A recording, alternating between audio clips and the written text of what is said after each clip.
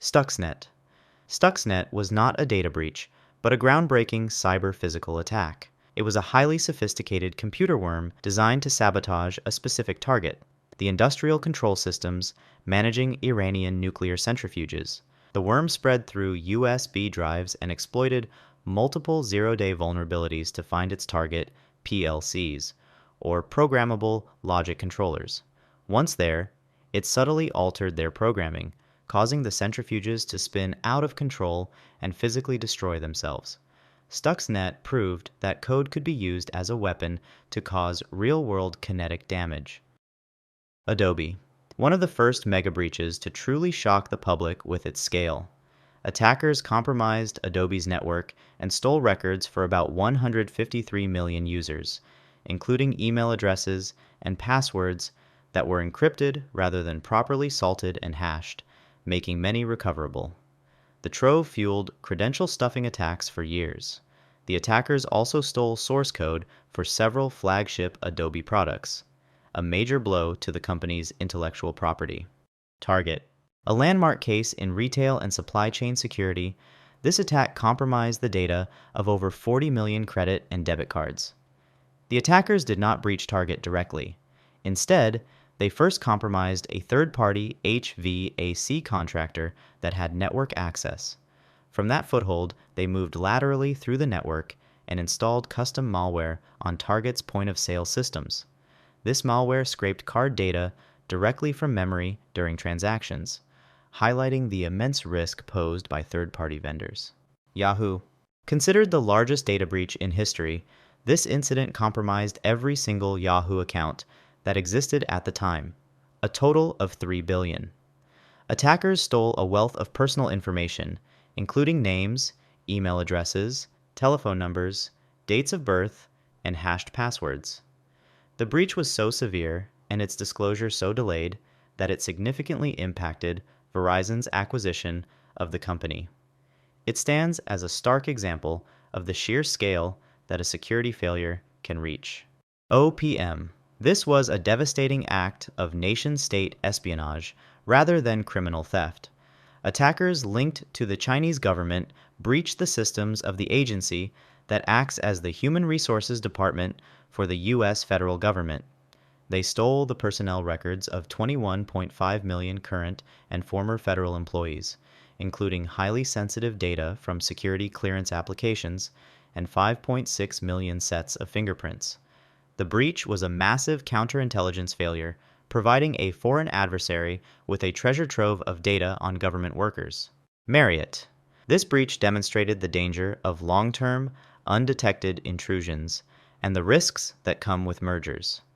Attackers had access to Starwood's guest reservation database, which Marriott acquired for roughly 4 years, siphoning personal data from up to 383 million guests, including names, addresses, phone numbers, email addresses, and, in some cases, passport numbers.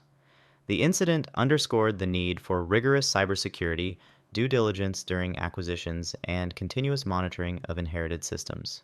WannaCry. This was a global ransomware outbreak that operated like a fast-spreading computer worm.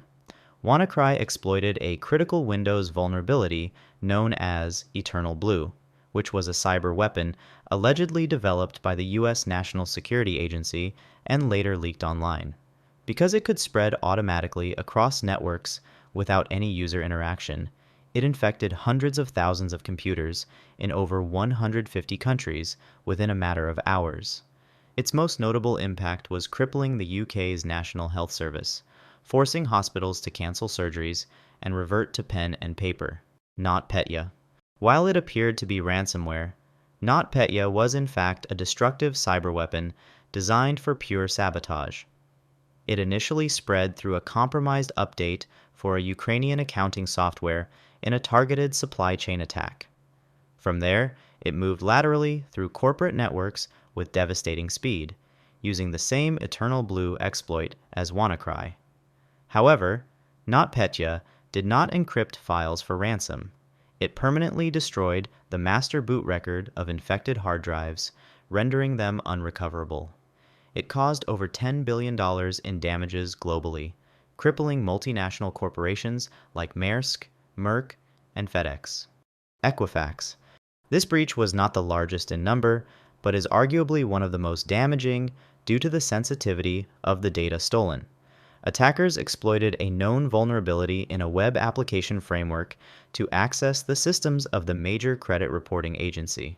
They exfiltrated the personal and financial data of 147 million people, including social security numbers, birth dates, addresses, and driver's license numbers. The event was a catastrophic failure of security management and created a perfect toolkit for mass identity theft. LinkedIn and Facebook. These incidents were not traditional hacks of internal servers, but massive data scraping campaigns. Attackers used automated tools to collect the public profile information of hundreds of millions of users from both platforms. For Facebook, this included the phone numbers of 533 million users that were not meant to be public.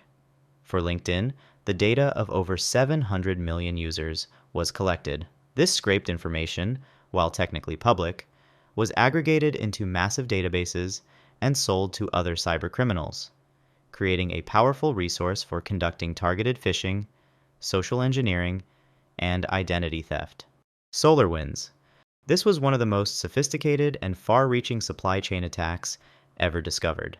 Nation-state hackers, attributed to Russia, compromised the software build process of the IT management company SolarWinds.